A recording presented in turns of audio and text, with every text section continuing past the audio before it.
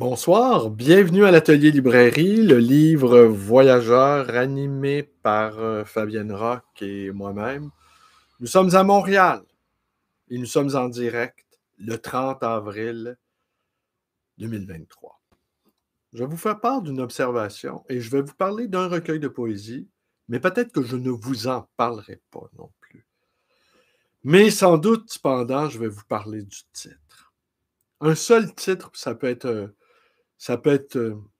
une longue réflexion, doublée d'une longue rêverie. Un titre, c'est explosif. Un titre, tout est dans le titre. Tout tient dans le titre. Et en fait, on pourrait aligner les titres et les titres et les titres. On pourrait même faire un florilège de titres et nous pourrions nous retrouver avec un bel ouvrage savamment confectionné. Mais je voudrais vous faire part d'une observation que j'ai faite et que je refais régulièrement à un rythme cadencé sur non pas la perte de civilité, non pas l'incivilité croissante dans les rapports humains, mais cette indélicatesse de ne pas se rendre intéressant aux yeux d'autrui. Et je fais remonter ce mal de l'incommunication. D'abord, pour communiquer, il faut avoir quelque chose à dire. Et pour communiquer vraiment, il faut être aussi prêt à recevoir ce que notre vis-à-vis a à dire. Mais que faisons-nous lorsque nous nous retrouvons dans une situation de mondanité où nous nous retrouvons en présence de gens qui n'ont rien à nous dire, donc que nous n'avons rien à écouter, et que nous ne parvenons pas à ne serait-ce qu'à amuser.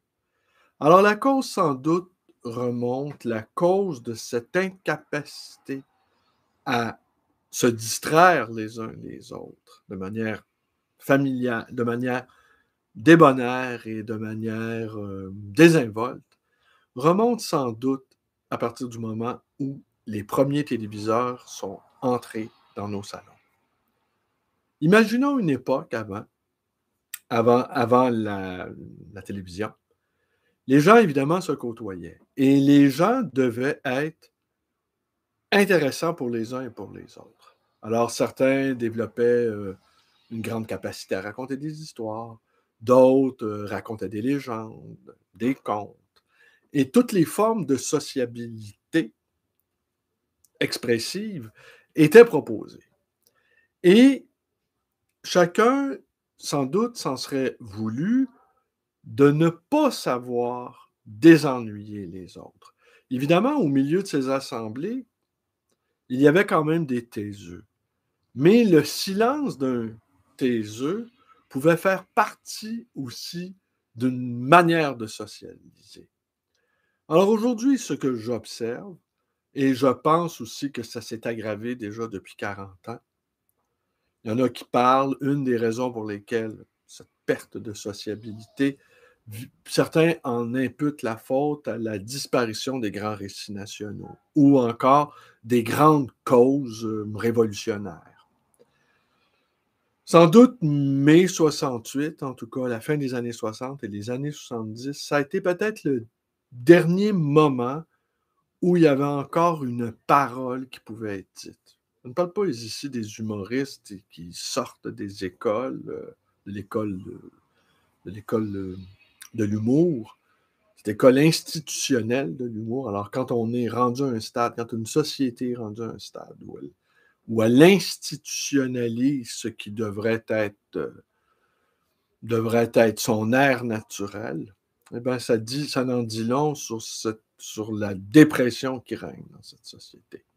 Alors, sans doute, oui, ce dernier jaillissement de la parole a dû avoir lieu à la fin des années 60 avec cette explosion poétique de la parole de mai 68, pour ne donner que cet exemple.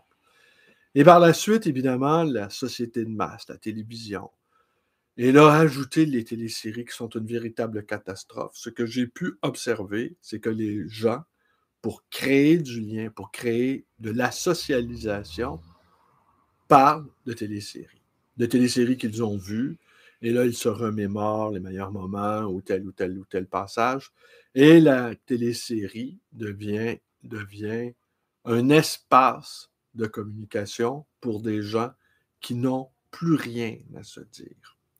N'avoir plus rien à dire à quelqu'un, c'est grave, et n'avoir plus rien à entendre aussi, c'est grave.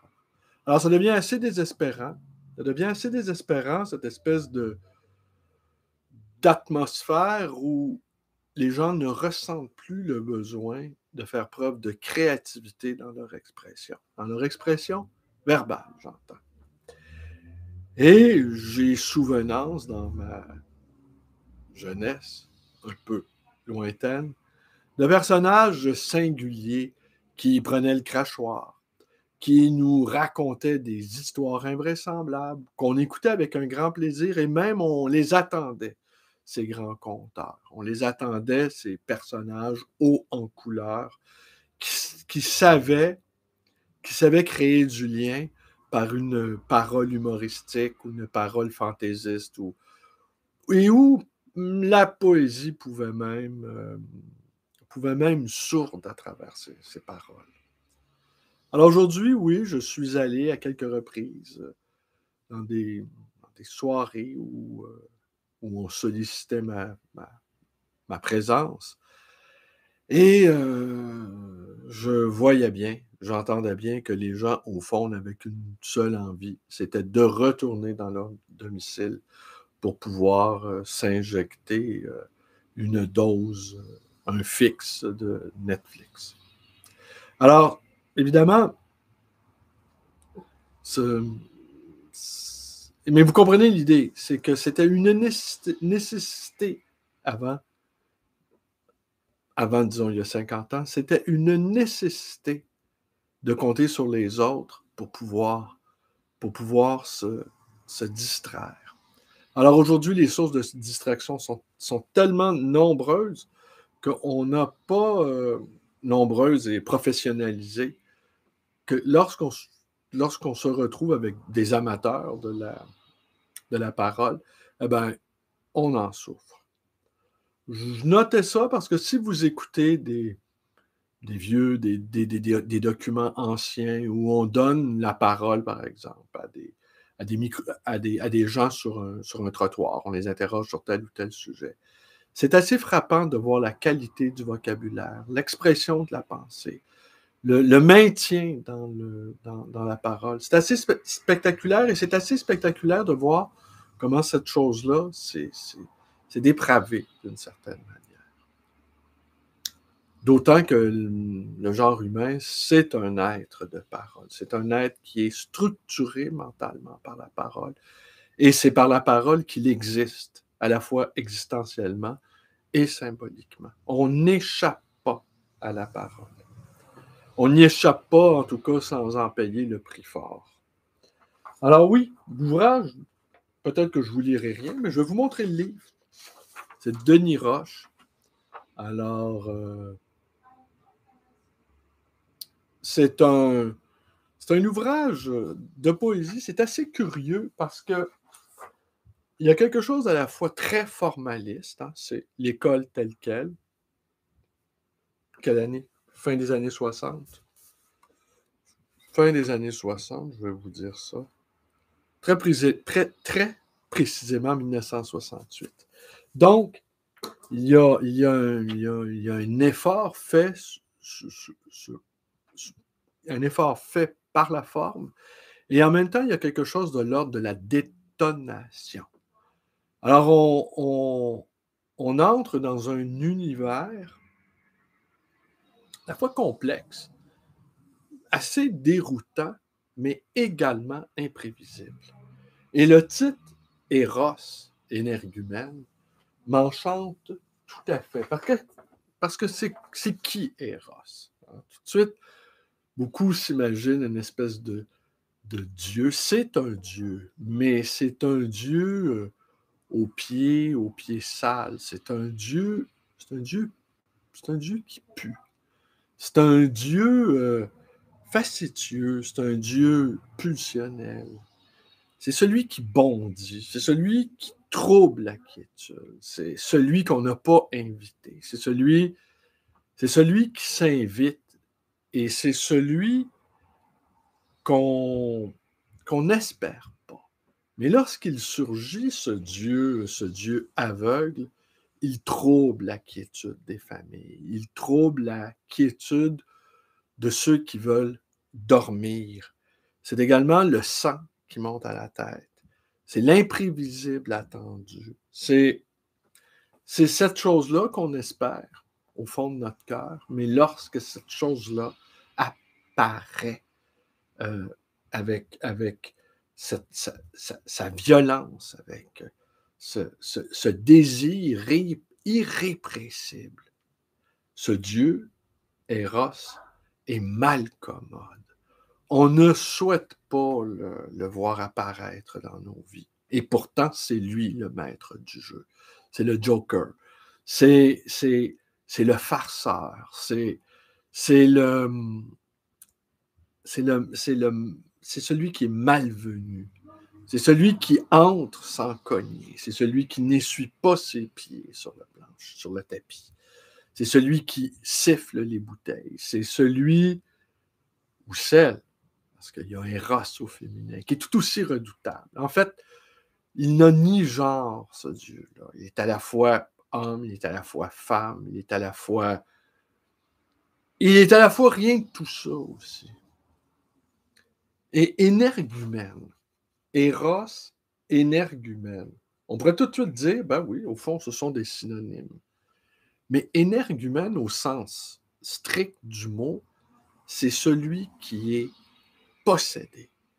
Alors, Eros, c'est celui qui apparaît, qui est le maître du jeu et qui bousille tout. C'est celui qui gâche les soirées. Et l'énergumène, c'est le possédé. C'est celui qui est incapable de se retenir. D'ailleurs, c'est un thème que vous avez retrouvé dans les albums de Tintin, par exemple. C'est un des jurons du capitaine Haddock, éructant, c'est un énergumène. Alors, on devine bien que c'est un personnage un peu trouble, mais il est animé, l'énergumène. Il est animé par un prurit métaphysique. C'est-à-dire, il est littéralement possédé au sens spirituel du mot. On pourrait presque dire que l'énergumène, il est possédé par le mal, il est possédé par le démon. Mais Eros est aussi une sorte de démon. C'est aussi une sorte de démiurge. Et les deux ensemble, Eros, énergumène, celui qui apparaît et celui qui est pris. Mais tout ça dans une seule personne. Celui qui nous saisit au collet et qui nous bousille, et en même temps celui qui est animé d'une foi ardente, voire délirante. Alors le titre, à mon sens, est parfaitement génial. Est-ce que je vous en lis un poème? Et ce qui est intéressant dans cet ouvrage-là, complexe quand même, c'est, tenez, par exemple, et érudit, parce qu'il est traversé par d'innombrables citations, pigé dans le grand corpus de la littérature française, et tiré ici de Politica, ou la perversité moderne, par Revéronie Saint-Cyr, en 6. L'amour étant l'union physique de deux êtres pour que les masses se confondent, donner l'impulsion aux atomes. Il y a une autre citation que je trouve incroyable. Attendez. Qui n'est pas en fait qu'une... J'ai pas eu la présence d'esprit. Alors oui, il cite Littré, ou encore, regardez, Parménide d'Élée. Les cavales qui m'emportent m'ont mené là où me poussait l'élan de mon âme. Alors, vous voyez, là, c'est la chevauchée de nos deux héros, Eros et son double, l'énergumène.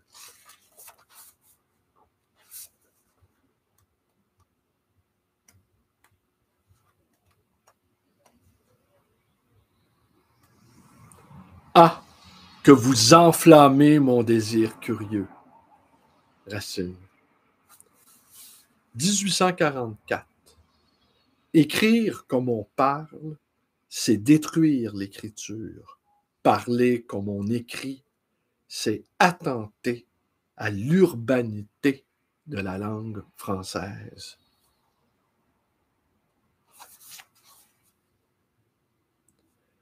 Parmi ces assemblées d'individuels, félicité aux longues patiences à étaler, volume saint des nouveaux personnages, une péripétie de tout ce que nous connaissons, pour disposer irrégulièrement d'une fuite, au moins provisoirement, il cherche, sur d'étroites chèvres, la halle à mensonge des coups de voix. Interdit de près que le respect franchi impose insoucieusement qu'il la vit nue, que sa splendide échine va, détale sur lui, légèrement comme une personne embarrassée. Pour elle, c'est là, suspendu, dans notre répartition sur la réalité. Part d'élégance, vers, pastiche, de feuillet, de l'ankylose et du sourire de l'imprimeur.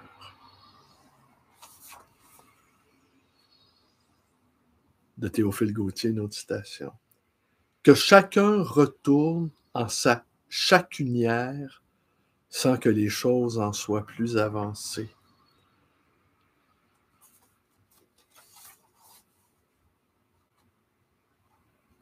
Ben voilà.